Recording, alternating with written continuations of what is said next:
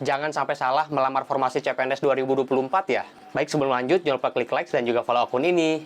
Terkait hal tadi, pada saat nanti Anda akan melamar CPNS di tahun 2024, terdapat poin-poin yang dapat menjadi pertimbangan bagi Anda untuk memilih sebuah formasi yang akan dilamar, karena di setiap pengumuman, pemerintah sudah menetapkan ada hal-hal yang harus disampaikan kepada calon pelamar, yang mana hal tersebut tentunya bisa membantu Anda untuk mempertimbangkan formasi mana yang akan Anda pilih. Dan terkait fase pengumuman CPNS 2024 nanti, berdasarkan peraturan pada ayat 3 di atas itu disebutkan pengumumannya paling singkat dilaksanakan sebanyak 15 hari kalender, bukan 15 hari kerja ya.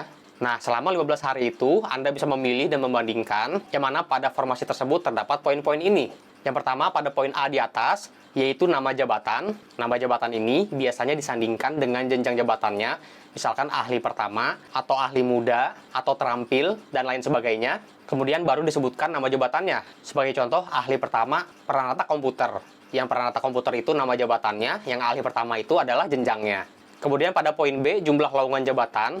Nanti di situ akan kelihatan jumlah lowongannya berapa hanya pada jabatan tersebut, bukan pada keseluruhan instansinya. Misalkan ahli pertama peranata komputer tadi, jumlah lowongannya adalah 10 formasi, artinya Anda beserta pelamar lain yang melamar pada formasi tadi, itu berebut untuk mendapatkan 10 formasi yang tersedia. Kemudian di situ terdapat juga unit penempatannya, apakah di Satker A, B, dan C, atau di Kanwil mana, itu nanti kelihatan. Kemudian kualifikasi pendidikannya juga akan ditulis di situ, apakah harus dilamar oleh minimal S1, dan S1-nya pun S1 apa? Misalkan S1 Sistem Informasi, S1 Teknik Komputer, dan berbagai jenjang sarjana lainnya. Kemudian di poin E ada alamat dan tempat lamaran yang ditujukan. Biasanya ini alamat kantornya ya. Kalau melamar di instansi pusat, alamat kantor kementerian tersebut atau instansi yang lain. Kemudian lamarannya ditujukan kepada, sebagai contoh, kepada menteri, atau kepada ketua lembaga, atau kepala badan, dan lain-lain. Kemudian di poin F ada jadwal tahapan seleksi. Nanti kelihatan jelas jadwalnya, mulai dari awal sampai akhir. Kemudian di poin G ada syarat lamaran yang wajib dipenuhi. Ini biasanya syarat yang dipersyaratkan secara khusus atau spesifik. Misalkan untuk melamar jabatan komputer tadi, dibutuhkan minimal sertifikasi jaringan misalkan, atau sertifikasi apa, dan lain-lain. Atau misalkan sertifikasi TOEFL, dan sertifikasi apapun yang memang dipersyaratkan untuk melamar jabatan tersebut. Kemudian di poin H ada helpdesk, call center, atau media sosial resmi instansi yang mengadakan tersebut. Nah, nanti di situ akan ada. Jadi Anda bisa mencari informasi di web atau media sosial resmi pada instansi yang Anda lamar.